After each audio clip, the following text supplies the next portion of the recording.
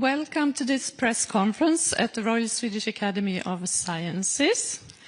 Välkommen till den här presskonferensen på Kungliga Vetenskapsakademin. I'm here to tell you that we are on time. So the Secretary General, together with two members of the Academy, will arrive within 15 minutes. Så om 15 minuter så kommer vår ständiga sekreterare Hans Ellegren tillsammans med 2 stycken medlemmar av kommittén. Tack.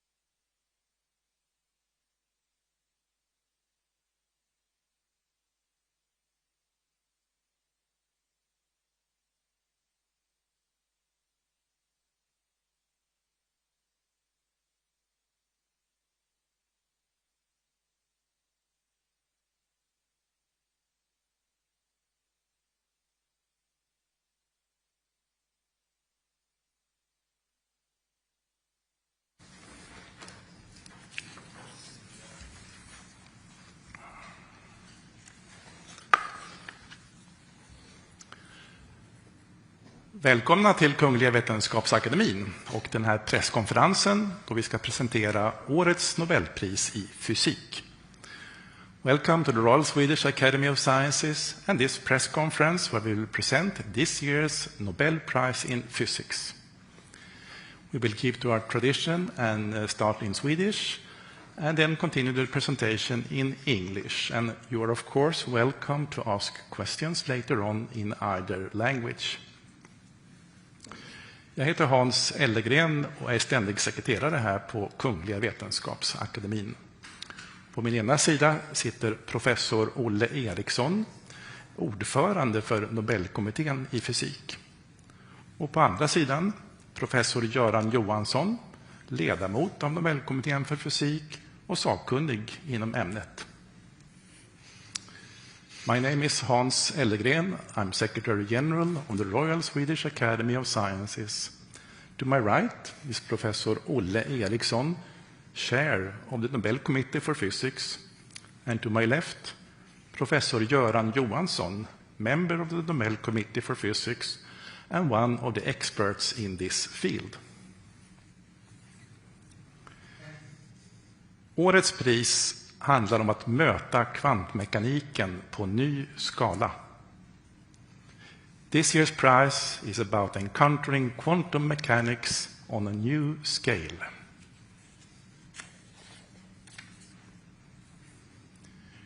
Kungliga Vetenskapsakademin har idag beslutat att utdela 2025 års Nobelpris i fysik till John Clark, University of California at Berkeley, USA, Michel Devoré, Yale University och University of California at Santa Barbara, USA, och John Martinis, University of California, Santa Barbara, USA, för upptäckten av makroskopisk kvantmekanisk tunnling och energikvantisering i en elektrisk krets. The Royal Swedish Academy of Sciences has today decided to award the 2025 Nobel Prize in Physics to John Clark, University of California at Berkeley, USA, Michel Devoré, Yale University and University of California at Santa Barbara, USA, and John Martinis, University of California at Santa Barbara, USA, for the discovery of macroscopic quantum mechanical tunneling and energy quantization in an electric circuit. Professor Eriksson will now give us a short summary of the prize. Please. This year we celebrate the centennial anniversary of the discovery of quantum mechanics and the seminal publication of Werner von Heisenberg. This is a theory of the microcosmos, that of atoms and electrons, and there is no advanced technology used today that does not rely on quantum mechanics and quantum physics. Examples are easy to find in the room: mobile phones, computers, cameras, and the fiber optic cables that connect our world. Quantum mechanics stands on several pillars, most prominently the energy quantization and the quantum mechanical tunneling phenomenon. This year's Nobel laureates have shown experimentally in studies published in the mid-1980s that quantum mechanical effects are found in new vistas outside of the realm of the microcosmos, hence embracing macroscopic objects. Thank you, Olle. And Professor Johansson, can you give us a more in-depth presentation of this year's prize? Yes, thank you.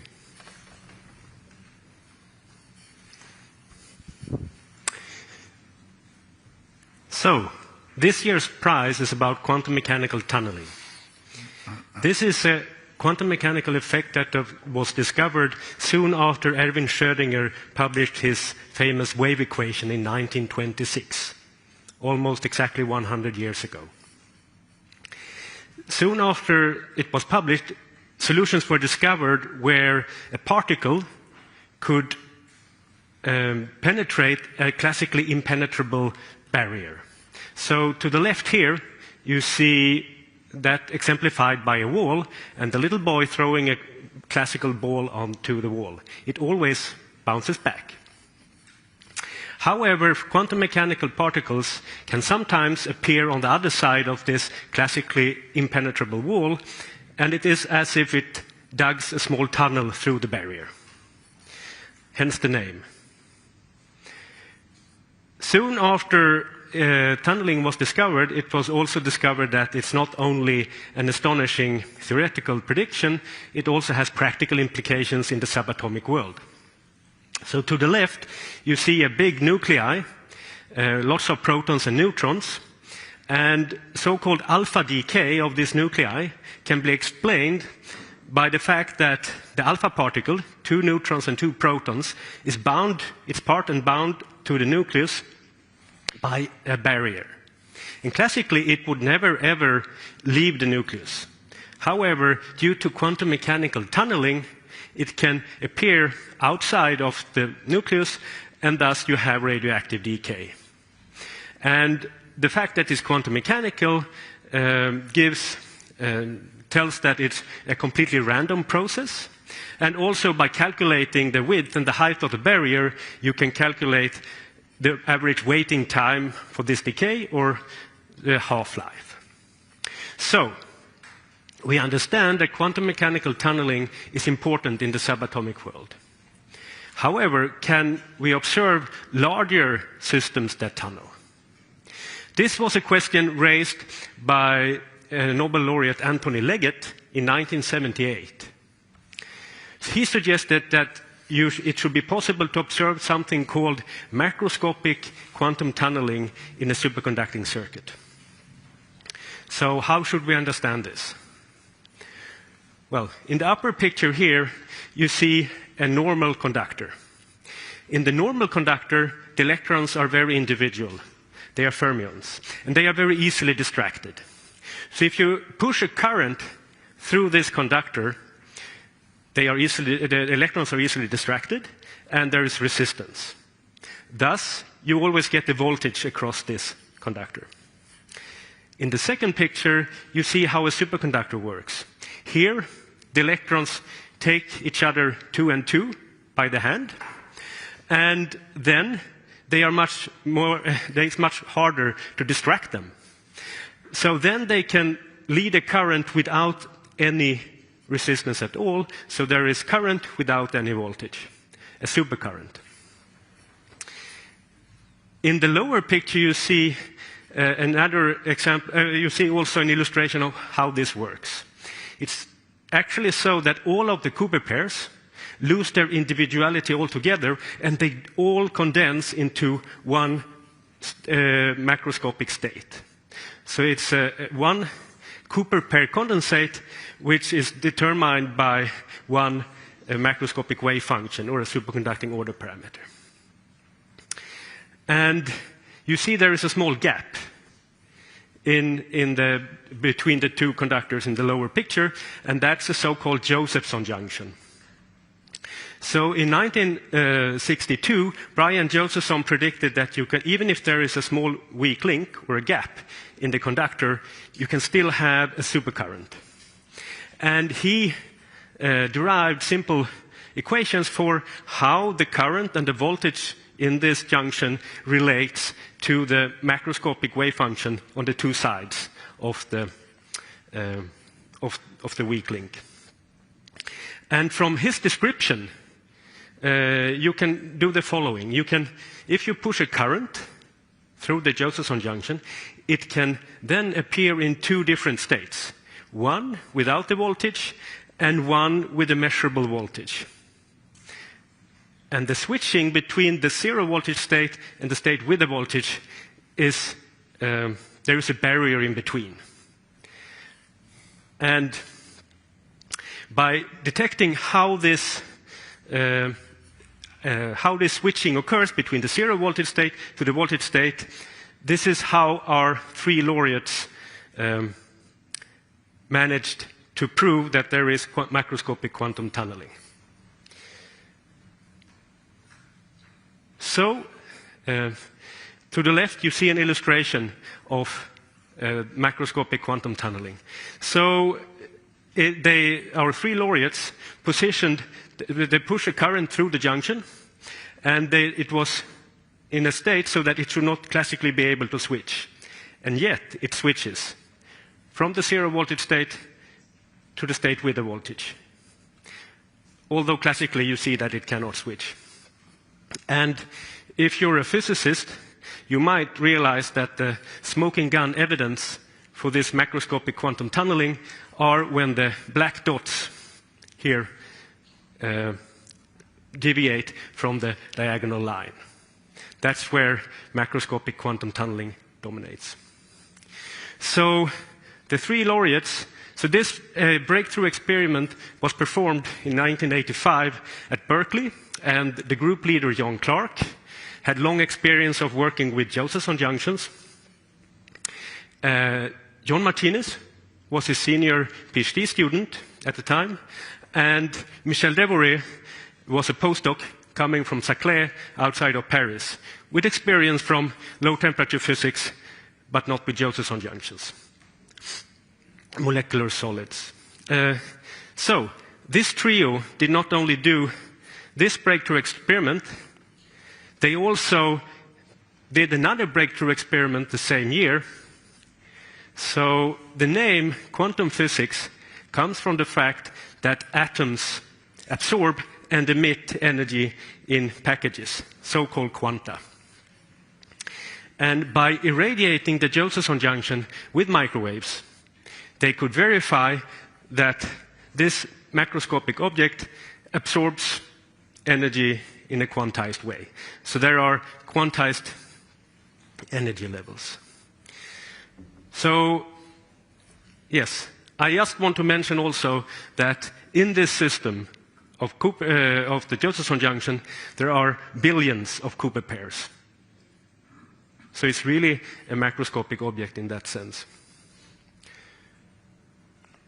Okay, so this might sound a little bit abstract. However, this is a sketch of this experimental setup coming from John Martinez's PhD thesis. So you see the scale bar to the right, 1 centimeter, and there you see the silicon chip with superconducting wires, and the Josephson junction is exactly where the 2 wires meet. You apply the current to the left at the power connector, and then you measure the voltage at the same place. And when you radiate with microwaves, you do that in the microwave contact on top.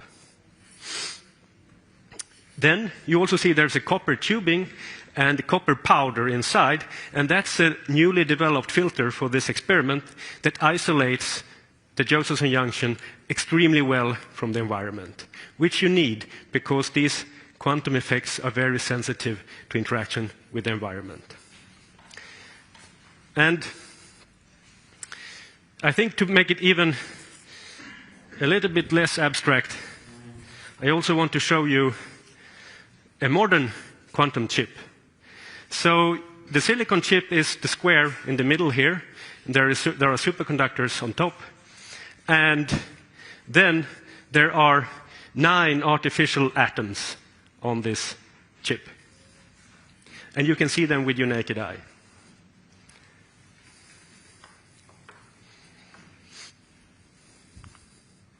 So, the 3 laureates has established, so the picture illustrates how they have taken quantum tunneling and quantum physics from the subatomic world onto electric chip. So now we had 40 years of lots of groups in the world exploring quantum physics on a chip, engineering artificial atoms, exploring quantum physics in regimes which are hard to get to with natural atoms, because you can engineer these artificial atoms. You can also couple the superconducting atoms to mechanical oscillators, and then you probe quantum properties of mechanical oscillators. And you may also have heard that this is one of the platforms where you can develop a quantum computer. Thank you.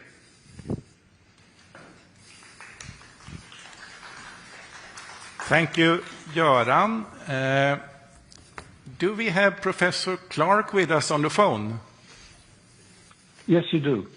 Good morning, Professor Clark, and congratulations to the Nobel Prize in Physics. Thank you so much. Was this a surprise to you? So, to put it mildly, it was a surprise of my life. Okay. And I'm very sorry my two colleagues are not with us. But... I'm sitting here in this beautiful session hall of the Royal Swedish Academy of Sciences at the press conference with many interested journalists here, both from the national and the international press. Are you ready to take some questions from them? Yes. SVT? I have to congratulate you on the award, of course. My first thought was that it's quite mind-boggling, your discoveries. I was wondering, did it occur to you at the time that that you managed to prove there is microscopic quantum tunneling, that it might be the grounds for a Nobel Prize in physics? I think that had not occurred to us in any way. Oh, pardon, I didn't get that. I think that it had not. We had not realized in any way that this might be the basis of a Nobel Prize. Do you remember the specific breakthrough and how it what happened at the time? Well, Michel Devereux and John Martinez are brilliant people. I worked very closely with them for at least a year on this and other topics. And the first thing I would like to say is that this discovery would never have happened without the two of them. I was in principle the leader of the group, of course, but their contributions are just overwhelming. Okay, one question there, please. Hi, Professor Clark. This is Yiwei from the Chinese Media Intellectual. First, congratulations, and I would like to know your feelings now and where you are now. And the second question is, what do you think your research has left the open questions for the next generation of physicists? Thank you. Well, first of all, my feelings are that I'm completely stunned, of course. It had never occurred to me in any way that this might be the basis of a Nobel Prize. And I'm sorry, what was your second question? My second question is, what open questions does your discovery leave for the next generation of physicists? Well, I think that, as already been suggested, this is something that does key to the further development of, or the development of, sorry, I'm losing my words, of the quantum computer. I mean, many people are working on quantum computing, and I think that I think that it is recognized that our discovery is in many ways the basis of this. Yes, please. Thank you. Bogun Radrewski from the Polish television. Congratulations, Professor. I wanted to ask you because, well, everyone in this room has a smartphone, and we have cameras that use memory chips that are actually based on the effects that you were studying. I wanted to ask you, did you predict when you made your discoveries that they are going to have such a widespread practical applications? And what do you think is going to be the next step in that regard? It certainly had not occurred to us in any way that this discovery would have such a significant impact. And we were buried in understanding the physics and the calculations that went into this. And it was very much following up on this brilliant work by Tony Leggett, who of course also subsequently won the Nobel Prize. Also, I would like to say that I knew and still do know Brian Josephson very well. He and I were colleagues as graduate students together in Cambridge all those years ago. And I recognized that he was much more brilliant than I was. And I think that he and Tony will also be very thrilled that, along with Michel Devereux and John Martinez, we won the Nobel Prize. Mm-hmm. I'm not sure that I answered your question, but... More questions? Yes, please. Thank you. Congratulations, Professor Clark. My name is Yan Nanzhu from Mr. Salon in China. And my question is, quantum phenomena are universal. So where exactly is the boundary between the classical and quantum worlds? Thank you.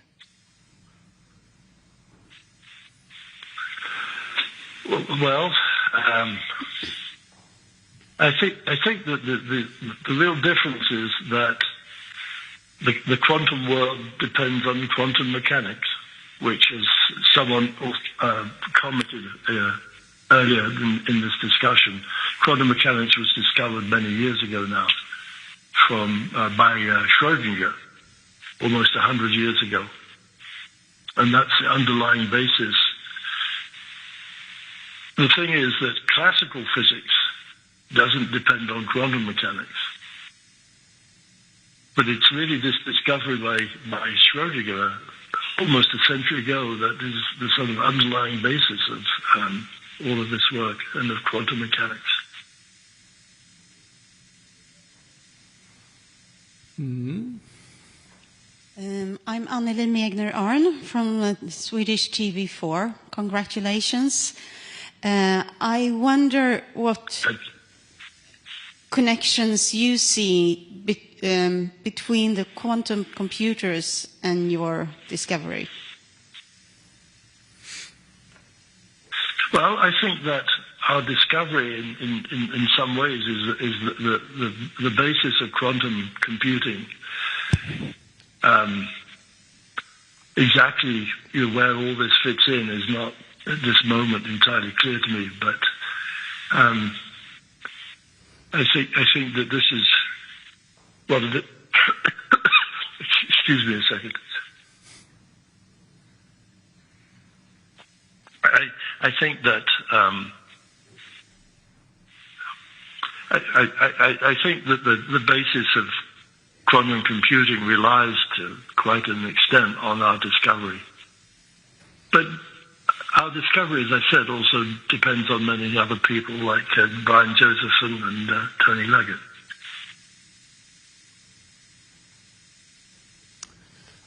Yes, please, there, in the back. Congratulations, Mr. Clark. Constantine from AP. Could you tell us how your discovery is used by average consumer today? Thank you. Well, as people have pointed out, I mean, many straightforward applications are things like the cell phone. And I'm speaking on my cell phone, and I suspect that you are too. And that one of the underlying reasons that the cell phone works is because of all this work.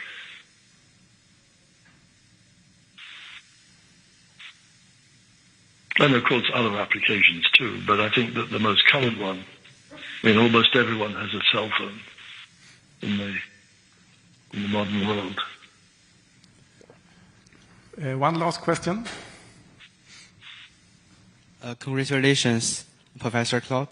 I have one question.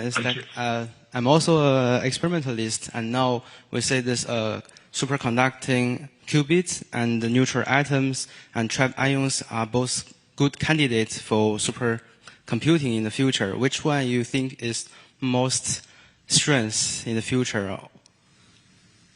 Sorry, could you repeat those again, please?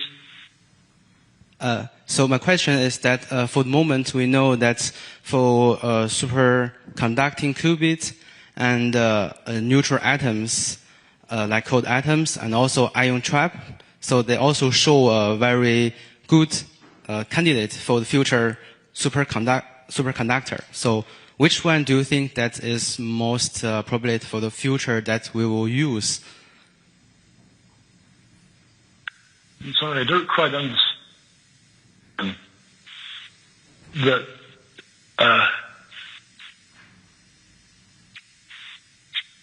I mean, you talked about qubits and neutral atoms, and what exactly are you asking?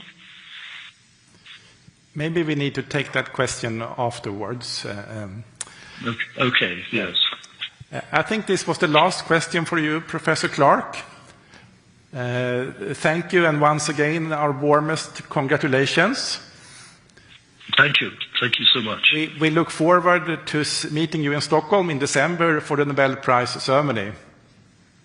Yes, well, I look forward to being there too. Yeah. Bye-bye, and congratulations again. Good. Thank you. Thank you. Goodbye now. Okay, so let's move on to more questions about the physics prize and the research involved, or if you want to ask the committee something about their work. And again, you can ask either in English or in Swedish.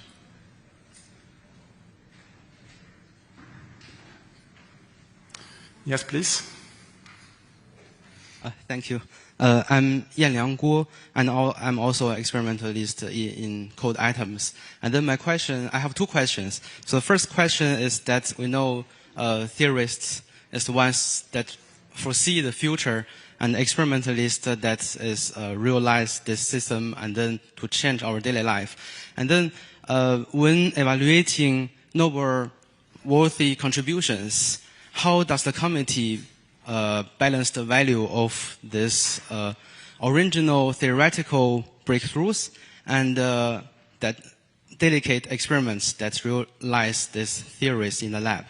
And second question is that when evaluating Nobel-worthy contributions, does the committee also take into account or consider the potential influence for the future science and applications, or it is just focused on the past achievement? Thank you.